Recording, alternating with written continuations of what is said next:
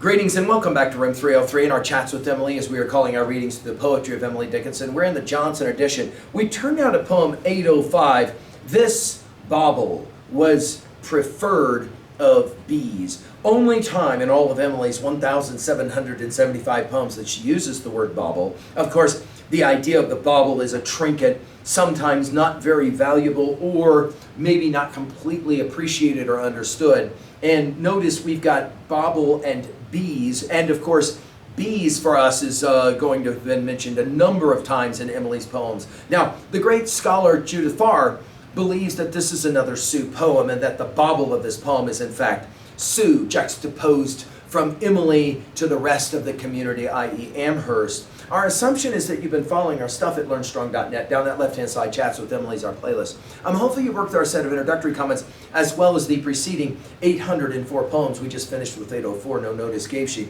Now, this is, and if you've done that study with us, you know that Emily is the great poet of longing. We've in fact put her on par with Dante as the great poet of longing, of wanting the thing one can never have. And the language that she's able to contrive to capture that sense of almost desperation at times. Emily will often present herself as somehow outside the Amherst community, and you'll get that sense here as well.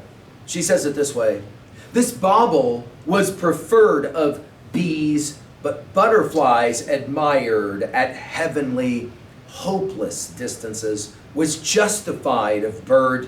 Did noon enamel in herself, was summer to a score, who only knew of universe, it had created her.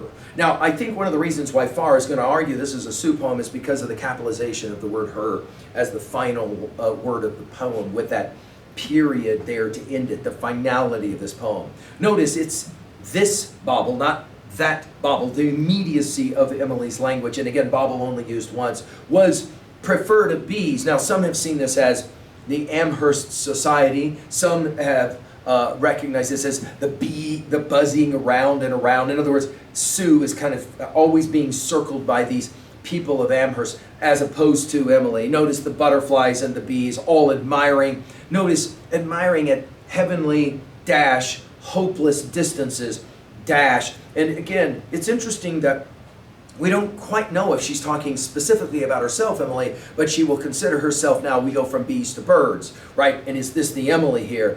In the second part of the poem, it seems as if she's going to argue that only noon, if noon could have somehow made this bauble into some kind of lasting enamel. In other words, everything fades, everything goes away. So that did noon enamel in herself, and we've seen this with noon and with summer, it doesn't last, right? It goes quickly.